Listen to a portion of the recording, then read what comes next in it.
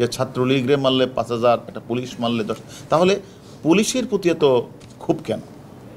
আসলে আমরা তো আপনারা জানেন যে আসলে পুলিশ হচ্ছে একমাত্র যে বাংলাদেশের 71 সালের প্রথম মুক্তিযুদ্ধের, স্বাধীনতা যুদ্ধের প্রথম প্রতিরোধ যুদ্ধ হলো পুলিশ।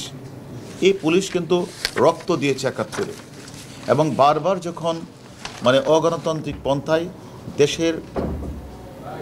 দেশের যে স্বাভাবিক পুলিশকে বিনষ্ট করার জন্য যখন একটা চক্র বারবার চেষ্টা করে, পুলিশ কিন্তু বারবার জীবন দিয়ে সেটা কিন্তু রক্ষা করে।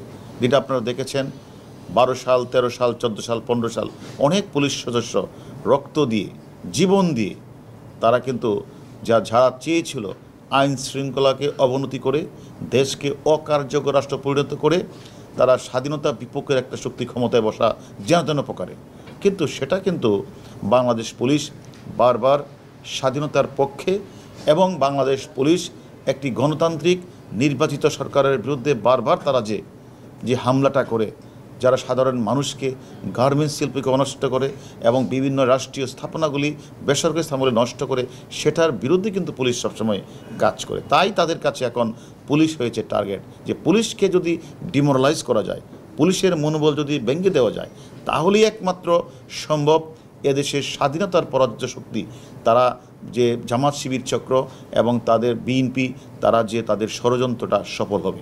এই মানসিকতা নিয়েই কিন্তু তারা বারবার 28 অক্টোবর আপনারা লক্ষ্য করেছেন, তারা কিন্তু পুলিশকে হামলা করেছে, আমাদের পুলিশের সদস্যকে তারা হত্যা করেছে, পিটিয়ে হত্যা করেছে, এবং তারা আমাদের সামনে যে পুলিশ হাসপাতাল সেটাকে ভাঙচুর করেছে, প্রধান বিচারপতির বাসভবনকে ভাঙচুর করেছে। এই চক্রটা কিন্তু এবার দেখেছেন, এরাই আবার এই স্বাধীনতা বিরোধী এবং বিএনপির কিছু দোসর তারা মিলে কিন্তু আবার আমাদের বিভিন্ন স্থাপনা, পুলিশের স্থাপনা এবং আমাদের কয়েকজন পুলিশ সদস্যকে ঝুলিয়ে তারা হত্যা করেছে। এইটা কি কোনো সভ্য দেশের মানুষের পক্ষে সম্ভব?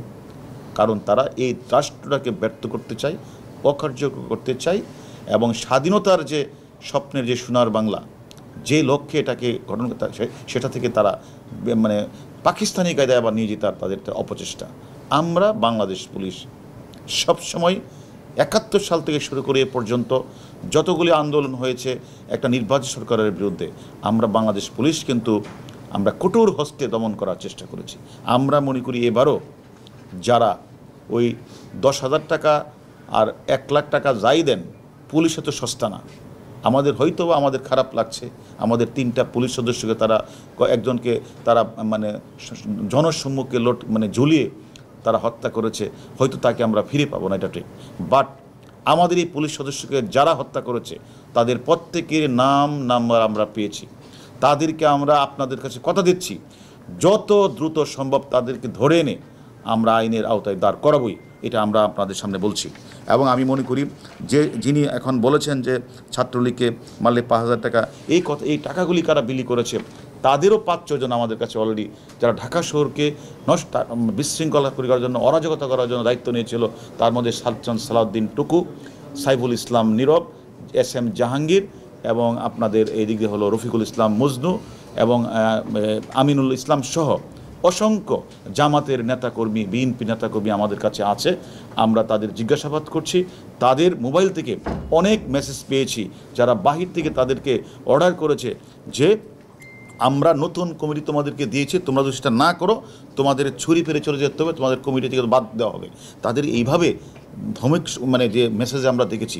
শুধু তা না, 28 অক্টোবরের পরে যারা বিভিন্ন জায়গায় অগ্নিসংযোগ করেছে, রেল লাইনে আগুন লাগিয়েছে, জীবন্ত মানুষকে পুড়িয়ে মেরেছে, আমাদের পুলিশকে হত্যা করেছে, পুলিশ হাসপাতালে হামলা করেছে, প্রধান বিচারপতির বাসভবনে হামলা করেছে, এই সকল লোকগুলিকে তারা বেছে বেছে বর্তমান কমিটিতে তারা স্থান দিয়েছে, যাতে আবারও যেন একটা অরাজকতা সৃষ্টি করে দেশের মধ্যে একটা স্বাভাবিক পরিবেশ বিনষ্ট করতে চায়। আমরা এখন আমি মনে করি আমাদের বিভিন্ন জায়গাগুলিতে আমাদের অভিযান চলছে, আমাদের ডিবি সহ থানা পুলিশ প্রত্যেকটা টিম বিভিন্ন মহল্লা আমরা অভিযান পরিচালনা করছি।